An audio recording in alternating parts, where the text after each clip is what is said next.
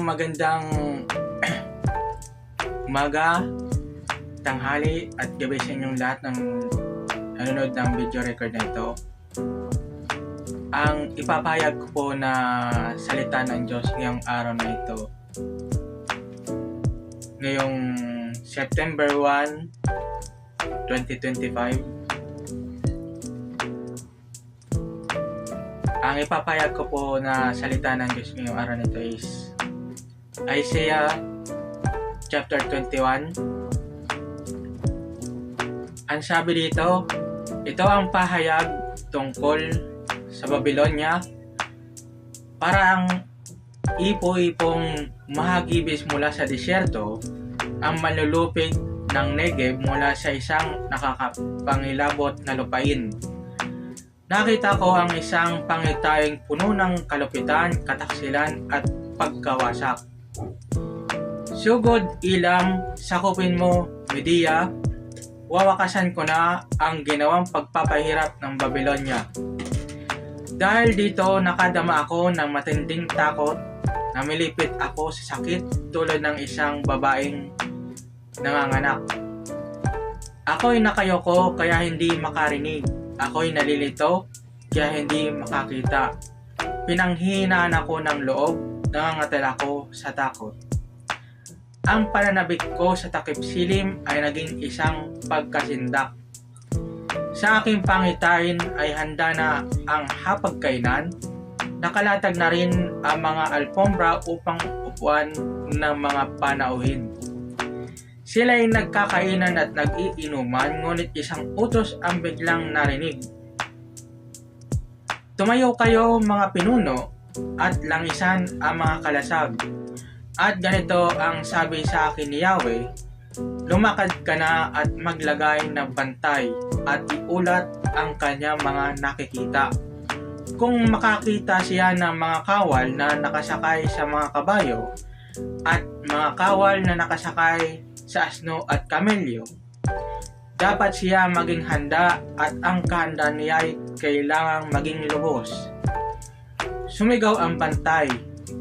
Maghapon po akong nasa tore, buong gabi nakabantay sa aking bantayan. Walang ano-ano'y nagdatingan ng mga kawal na nakakabayo, dala-dalawa at nagpulat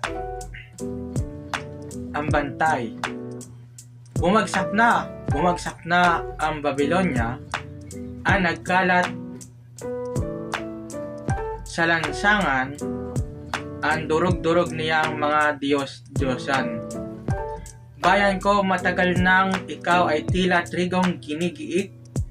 May magandang balita ako sa iyo mula kay Yahweh, ang makapangyarihang Diyos sa lahat, ang Diyos ng Israel. Ito ang pahayag tungkol sa Edom. May tumatawag sa akin mula sa Seir. Bantay, gaano pa ba kahaba ang gabi? Gaano pa ito katagal? Sumagot ang bantay. Mag-uumaga na ngunit muling sasapit ang gabi. Bumalik na lang kayo kung nais ninyong magtanong muli. Ito ang pahayag tungkol sa Arabia. Kayong manlalakbay na mga taga-Dedan na nakahimpil sa mga disyerto ng Arabia, bigyan ninyo ng inumin ang mga nauuhaw. Kayo naman mga taga-Tema, salubungin ninyo at pakanin ang mga bihag. Sila'y tumatakas sa mga espadang nakaamba, sa panang nakahanda, at sa panganib na dulot ng digmaan.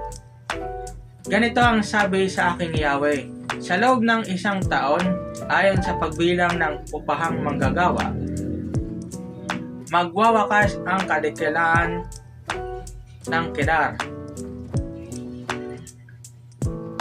Ilan lamang sa magiting niyang kawal na mamamana ang matitira. Ito ang sabi ni Yahweh, ang Diyos ng Israel. So, yun lamang po ang salita ng Diyos na ipapahayag ko ngayong araw na ito. At paki-share, like, support and repost na itong video record na ito. Maraming pong salamat. Yun lamang po ang Bible verse natin for today. And God bless. Yun lamang po.